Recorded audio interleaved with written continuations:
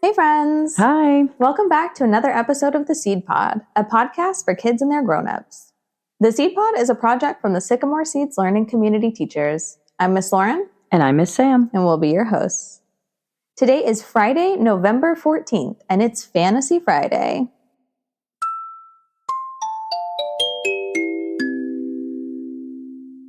On this day in 1960, 65 years ago that is, 6-year-old Ruby Bridges became the first Black student to integrate an elementary school in the South. Ruby was born during the middle of the Civil Rights Movement. Brown v. Board of Education, the court ruling that began the integration of public schools nationwide, was decided 3 months and 22 days before Bridges' birth. But Southern states were extremely hesitant to act on this ruling. After her kindergarten year at a segregated school, Ruby passed a test that determined that she could attend the all-white William Frantz Elementary School in New Orleans. Despite 5 other Black children also passing this test, Ruby ended up going to the school all alone. You may have seen a famous photograph of her being escorted to school by U.S. Marshals for her protection. Although there was overwhelming protest, Ruby continued to be extremely brave and attended school each day, to be taught in a classroom alone. If you're local to us here in Indiana, the Children's Museum of Indianapolis has a permanent exhibit documenting her life, The Power of Children Making a Difference, which includes an authentic recreation of Bridges' first grade classroom. While that may seem like an event in the far past, Ruby Bridges is still alive today and is only 71 years old.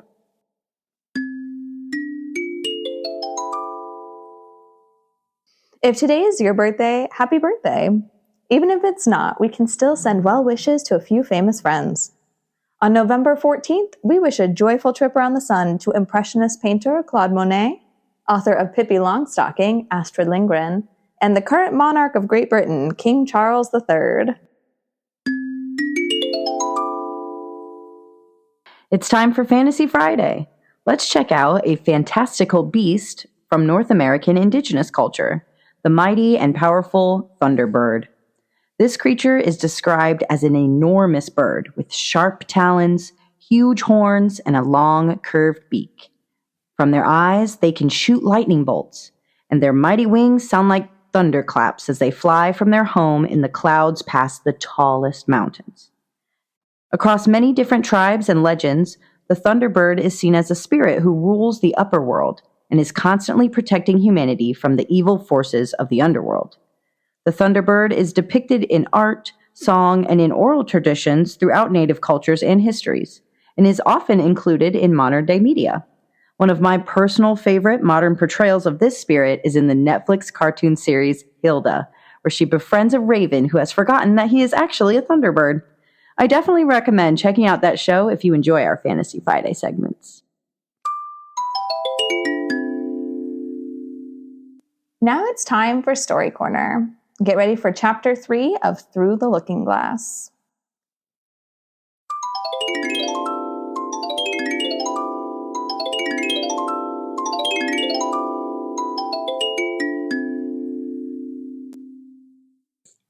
Chapter 3, Looking Glass Insects. Of course, the first thing to do was to make a grand survey of the country she was going to travel through. It's something very like learning geography, thought Alice, as she stood on tiptoe in hopes of being able to see a little further. Principal rivers? There are none. Principal mountains? I'm on the only one, but I don't think it's got any name. Principal towns? Why, what are those creatures making honey down there? They can't be bees. Nobody ever saw bees a mile off, you know. And for some time she stood silent, watching one of them that was bustling about among the flowers, poking its proboscis into them, just as if it were a regular bee, thought Alice. However, this was anything but a regular bee. In fact, it was an elephant, as Alice soon found out, though the idea quite took her breath away at first. And what enormous flowers they must be, was her next idea. Something like cottages with the roofs taken off, and stalks put to them. And what quantities of honey they must make. I think I'll go down and— No, I won't go just yet, she went on, checking herself just as she was beginning to run down the hill, and trying to find some excuse for turning shy so suddenly. It'll never do to go down among them without a good long branch to brush them away. And what fun it'll be when they ask me how I liked my walk. I shall say, "Oh, I liked it well enough." Here came the favorite little toss of the head. Only it was so dusty and hot, and the elephants did tease so. I think I'll go down the other way, she said after a pause, and perhaps I may visit the elephants later on. Besides, I do so want to get into the third square. So, with this excuse, she ran down the hill and jumped over the first of the 6 little brooks. "Tickets, please," said the guard, putting his head in at the window. In a moment, everybody was holding out a ticket. They were about the same size as the people and quite seemed to fill the carriage. "Now then, show your ticket, child," the guard went on, looking angrily at Alice. And a great many voices all said together, like the chorus of a song, thought Alice, "Don't keep him waiting, child. Why, his time is worth £1,000 a minute." "I'm afraid I haven't got one," Alice said in a frightened tone. "There wasn't a ticket office where I came from." And again the chorus of voices went on. "There wasn't room for one where she came from. The land there is worth £1,000 an inch." "Don't make excuses," said the guard. "You should have bought one from the engine driver." And once more the chorus of voices went on with, "The man that drives the engine. Why, the smoke alone is worth £1,000 a puff." Alice thought to herself, "Then there's no use in speaking." The voices didn't join in this time, as she hadn't spoken, but to her great surprise, they all thought in chorus. I hope you understand what thinking in chorus means, for I must confess that I don't. "Better say nothing at all. Language is worth £1,000 a word." "I shall dream about £1,000 tonight, I know I shall," thought Alice. All this time the guard was looking at her, first through a telescope, then through a microscope, and then through an opera glass. At last he said, "You're traveling the wrong way," and shut up the window and went away. "So young a child," said the gentleman sitting opposite to her. He was dressed in white paper. "Ought to know which way she's going, even if she doesn't know her own name." A goat that was sitting next to the gentleman in white shut his eyes and said in a loud voice, "She ought to know her way to the ticket office, even if she doesn't know her alphabet." There was a beetle sitting next the goat. It was a very strange carriage full of passengers altogether. And as the rules seemed to be that they should all speak in turn, he went on with, "She'll have to go back from here as luggage." Alice couldn't see who was sitting beyond the beetle, but a hoarse voice spoke next. "Change engines," it said, and there it choked and was obliged to leave off. It sounds like a horse, Alice thought to herself, and an extremely small voice close to her ear said, "You might make a joke on that, something about horse and horse, you know." Then a very gentle voice in the distance said, "She must be labeled Lass with care, you know." And after that the other voices went on.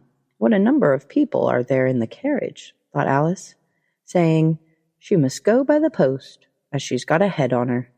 She must be sent as a message by the telegraph. She must draw the train herself the rest of the way," and so on. But the gentleman dressed in white paper leaned forwards and whispered in her ear, "Never mind what they all say, my dear, but take a return ticket every time the train stops." "Indeed I shan't," Alice said rather impatiently. "I don't belong to this railway journey at all.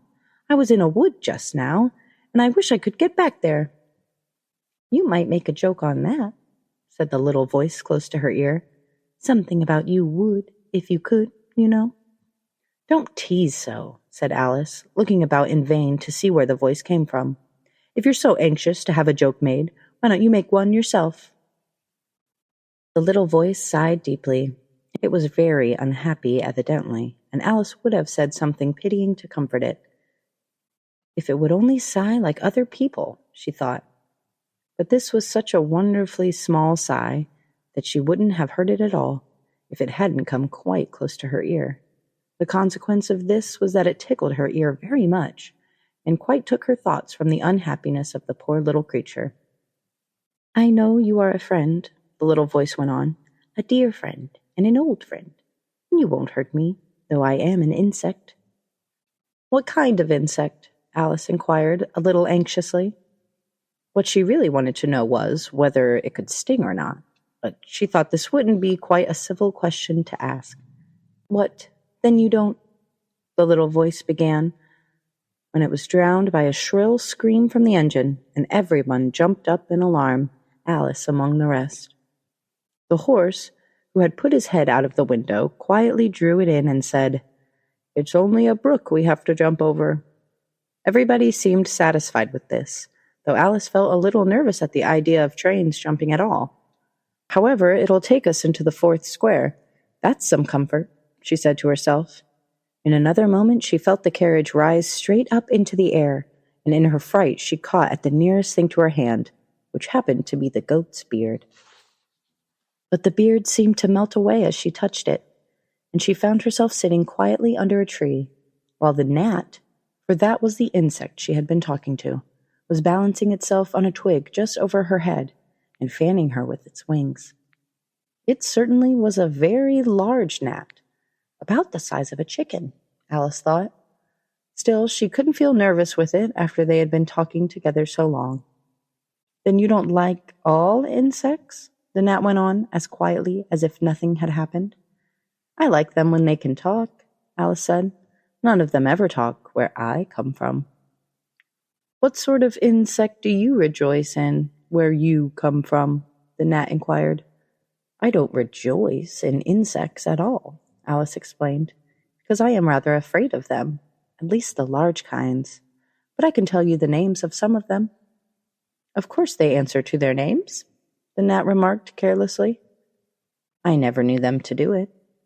What's the use of their having names, the gnat said, if they won't answer to them? No use to them, said Alice, but it's useful to the people that name them, I suppose. If not, why do things have names at all? I can't say, the gnat replied. Further on in the wood down there, they've got no names. However, go on with your list of insects. You're wasting time. Well, there's the horsefly, Alice began, counting off the names on her fingers. All right, the gnat said. Halfway up that bush, you'll see a rocking horsefly if you look. It's made entirely of wood and gets about by swinging itself from branch to branch. What does it live on? Alice asked with great curiosity. Sap and sawdust, said the gnat. Go on with the list. Alice looked at the rocking horsefly with great interest and made up her mind that it must have been just repainted. It looked so bright and sticky. And then she went on. And then there's the dragonfly. Look on the branch above your head, said the gnat, and there you'll find a snapdragonfly. Its body is made of plum pudding, its wings of holly leaves, and its head a raisin burning in brandy. And what does it live on? Alice asked, as before. Frumenty and mince pie, the gnat replied, and it makes its nest in a Christmas box. And then there's the butterfly, Alice went on, after she had taken a good look at the insect with its head on fire, and had thought to herself, I wonder if that's the reason insects are so fond of flying into candles, because they want to turn into snapdragonflies. Crawling at your feet, said the gnat. Alice drew back her feet in some alarm. You may observe a bread and butter fly. Its wings are thin slices of bread and butter. Its body is a crust, and its head is a lump of sugar. And what does it live on? Weak tea with cream in it. A new difficulty came into Alice's head. Supposing it couldn't find any, she suggested. Then it would die, of course. But that must happen very often. Alice remarked thoughtfully. It always happens, says the gnat. After this, Alice was silent for a minute or two, pondering. The gnat amused itself meanwhile by humming round and round her head, and at last it settled again and remarked, I suppose you don't want to lose your name?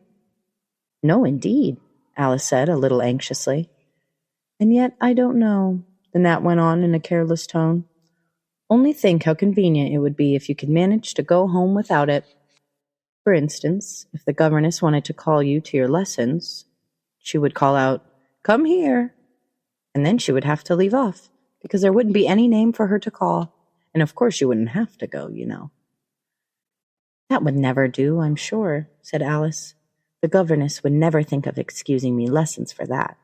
If she couldn't remember my name, she'd call me Miss, as the servants do. Well, if she said Miss, and didn't say anything more, the gnat remarked, of course you'd miss your lessons. That's a joke. I wish you had made it. Why do you wish I had made it? Alice asked. It's a very bad one. But the gnat only sighed deeply, while 2 large tears came rolling down its cheeks. You shouldn't make jokes, Alice said, if it makes you so unhappy. Then came another of those melancholy little sighs, and this time the poor gnat really seemed to have sighed itself away, for when Alice looked up, there was nothing whatever to be seen on the twig, and as she was getting quite chilly and sitting still so long, she got up and walked on. She very soon came to an open field, with a wood on either side of it. It looked much darker than the last wood, and Alice felt a little timid about going into it. However, on second thoughts, she made up her mind to go on. For I certainly won't go back, she thought to herself, and this was the only way to the 8th square. This must be the wood, she said thoughtfully to herself, where things have no names. I wonder what'll become of my name when I go in. I shouldn't like to lose it at all, because they'd have to give me another, and it would be almost certain to be an ugly one. And then the fun would be trying to figure out the creature that had got my old name. That's just like the advertisements, you know, when people lose dogs. Answers to the name of Dash, had on a brass collar. Just fancy calling everything you met Alice till one of them answered. Only they wouldn't answer at all, if they were wise. She was rambling on in this way when she reached the wood. It looked very cool and shady. Well, at any rate, it's a great comfort, she said as she stepped under the trees, after being so hot to get into what? She went on, rather surprised at not being able to think of the word. I meant to get under this, you know, putting her hand on the trunk of the tree. What does it call itself, I wonder? I do believe it's got no name. Why, to be sure it hasn't. She stood silent for a minute, thinking. Then suddenly she began again. Then it really has happened after all. But now, who am I? I will remember if I can. I'm determined to do it. But being determined didn't help her much, and all she could say, after a great deal of puzzling, was, L. I know it begins with L. Just then a fawn came wandering by. It looked at Alice with its large, gentle eyes, but didn't seem at all frightened. Here then, Alice said, as she held out her hand and tried to stroke it, but it only started back a little, and then stood looking at her again. What do you call yourself? The fawn said at last. Such a soft, sweet voice it had. I wish I knew, thought poor Alice. She answered rather sadly, Nothing, just now. Think again, it said. That won't do. Alice thought, but nothing came of it. Please, would you tell me what you call yourself? She said timidly. I think that might help a little. I'll tell you, if you'll come a little further on, the fawn said. I can't remember here. So they walked on together through the wood, Alice with her arms clasped lovingly around the neck of the fawn, till they came out into another open field, and here the fawn gave a sudden bound into the air and shook itself free from Alice's arm. I'm a fawn, it cried out in a voice of delight. And dear me, you're a human child. A sudden look of alarm came into its beautiful brown eyes, and in another moment it had darted away at full speed. Alice stood looking after it, almost ready to cry with vexation at having lost her dear little fellow traveler so suddenly. "However, I know my name now," she said. "That's some comfort. Alice. Alice. I won't forget it again. And now, which of these finger posts ought I to follow, I wonder?" It was not a very difficult question to answer, as there was only one road through the wood, and the 2 finger posts both pointed along it. "I'll settle it," Alice said to herself, "when the road divides and they point different ways." But it did not seem likely to happen. She went on and on a long way, but wherever the road divided, there were sure to be 2 finger posts pointing the same way, one marked to Tweedledum's house, and the other to the house of Tweedledee. "I do believe," said Alice at last, "that they live in the same house. I wonder I never thought of that before. But I can't stay here long. I'll just call and say, 'How do you do?' and ask them the way out of the wood. If I could only get to the 8th square before it gets dark." So she wandered on, talking to herself as she went, till, on turning a sharp corner, she came upon 2 fat little men, so suddenly that she could not help starting back, but in another moment she recovered herself, feeling sure that they must be